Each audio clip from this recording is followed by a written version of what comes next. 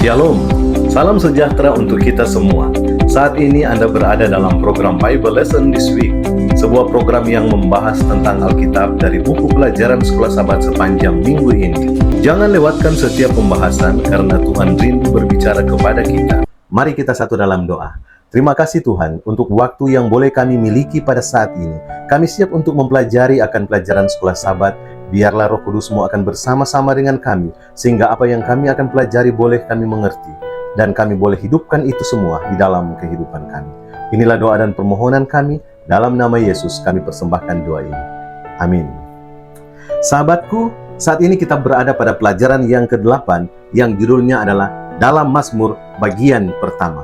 Wahyu 14 ayat 1 mengatakan, "Dan aku melihat sesungguhnya anak domba berdiri di Bukit Sion, dan bersama-sama dengan dia 144.000 orang, dan di dahi mereka tertulis namanya dan nama Bapanya." Sahabatku, pelajaran pekan ini menyoroti bagaimana kitab Mazmur sebagai kumpulan puisi sakral memberikan wawasan yang kaya dalam memahami peran umat Allah di akhir zaman.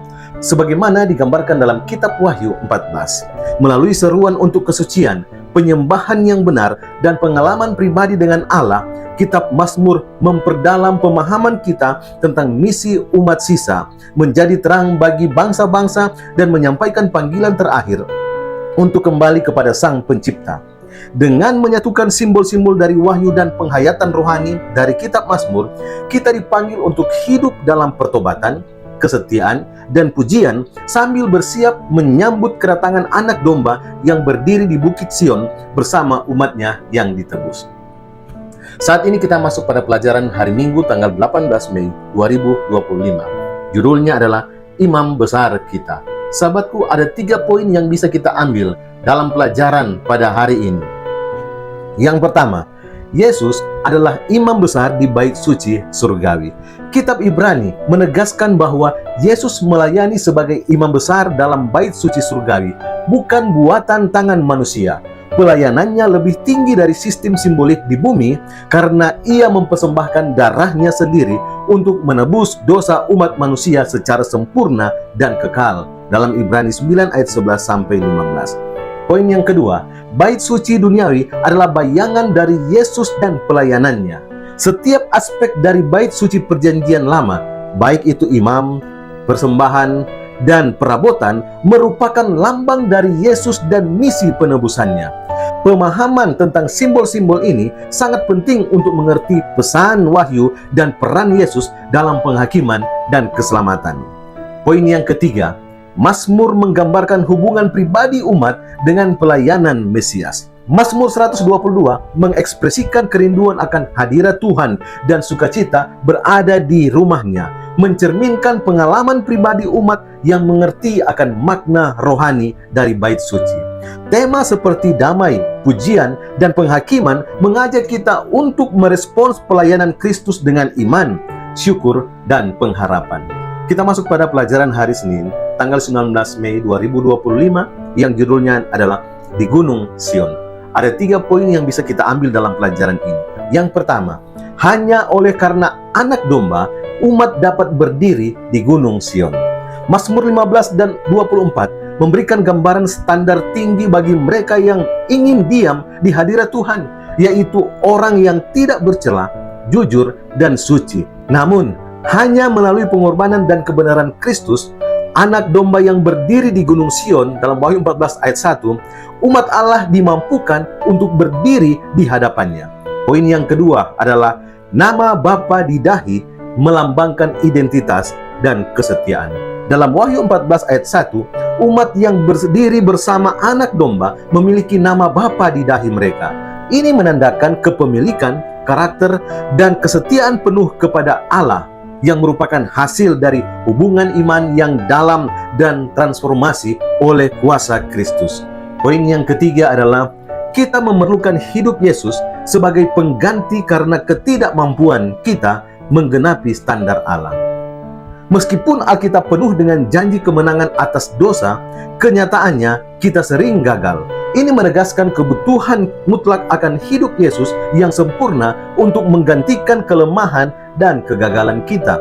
Tanpa darah dan perantaraannya, kita tidak memiliki harapan untuk berdiri di hadapan Allah. Kita masuk pada pelajaran hari Selasa tanggal 20 Mei 2025 yang judulnya adalah Hukum di Hati Kita. Ada 3 poin yang bisa kita ambil dalam pelajaran pada hari ini. Yang pertama, nama Allah di dahi melambangkan karakternya dalam hidup umatnya. Dalam Alkitab, nama mencerminkan karakter ketika umat sisa memiliki nama Allah di dahi mereka. Wahyu 14 ayatnya yang pertama. Itu berarti karakter Allah, yaitu kasih, kemurahan, dan keadilan telah tertanam dalam pikiran dan hidup mereka. Poin yang kedua, hukum Allah adalah transkrip dari karakternya. Saat Tuhan menyatakan nama dan kemuliaannya kepada Musa, Ia juga memberikan kembali 10 perintah. Ini menunjukkan bahwa hukum Tuhan bukan sekedar aturan, tetapi merupakan cerminan dari karakternya yang penuh kasih dan kebenaran. Dalam Keluaran 34 ayat 6 sampai ayatnya yang ke-7.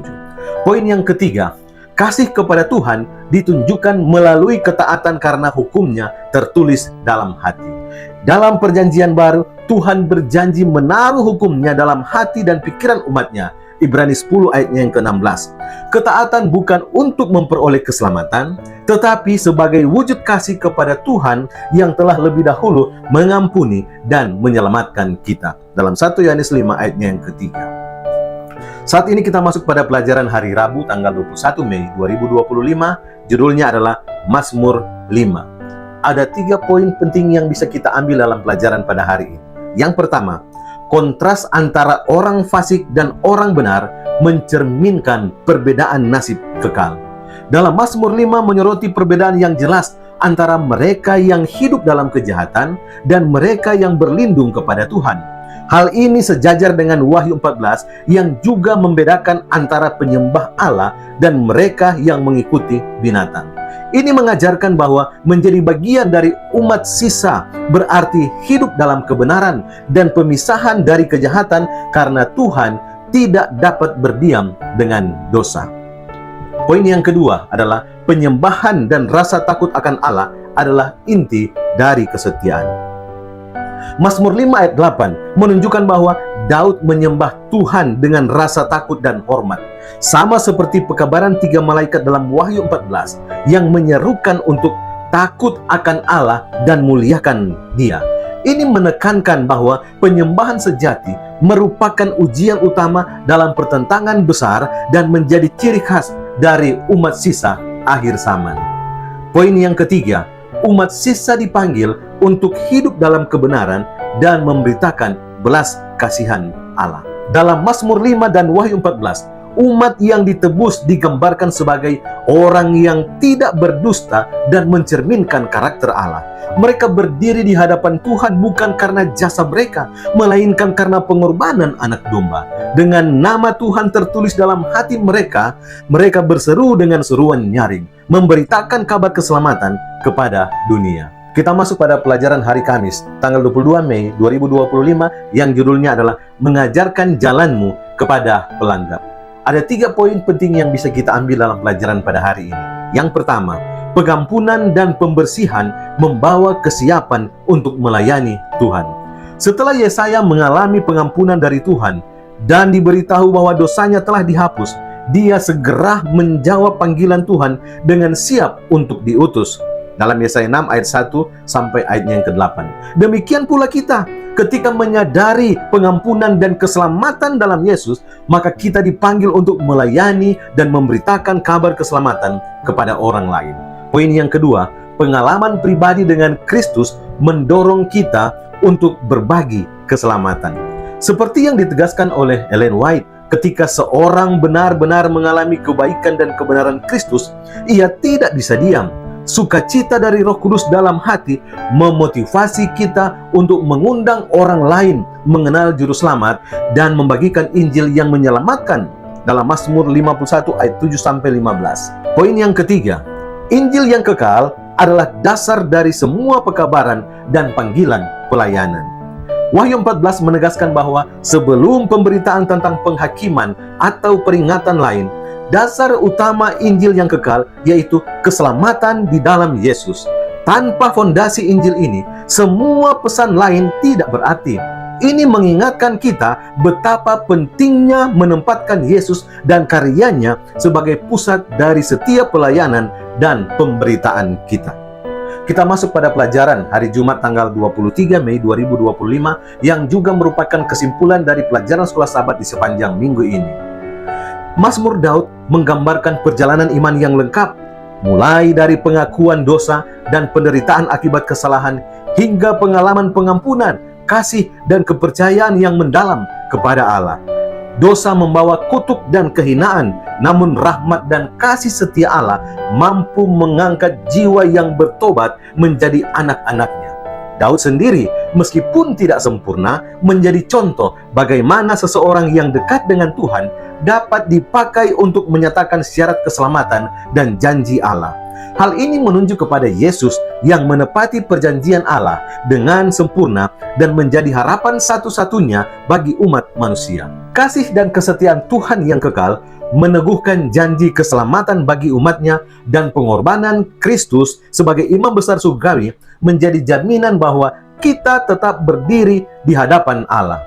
Dari Mazmur kita belajar untuk menghargai hubungan pribadi dengan Allah, merindukan hadiratnya, dan bersandar sepenuhnya pada pengantaraan Kristus dalam hidup dan penghakiman. Mari kita berdoa. Bapa di surga, terima kasih untuk berkat Tuhan yang boleh kami miliki. Kami boleh gunakan waktu yang ada untuk mempelajari pelajaran sekolah sahabat. Biarlah kami boleh mengerti dan kami termotivasi untuk mau melakukan apa yang Tuhan kehendaki di dalam kehidupan kami. Inilah doa dan permohonan kami. Kami persembahkan doa ini dalam nama Yesus Juru Selamat dan Penebus dosa kami. Amin. Demikianlah pelajaran sekolah sahabat pada saat ini sudah selesai. Semoga Tuhan memberkati kita semua. Shalom.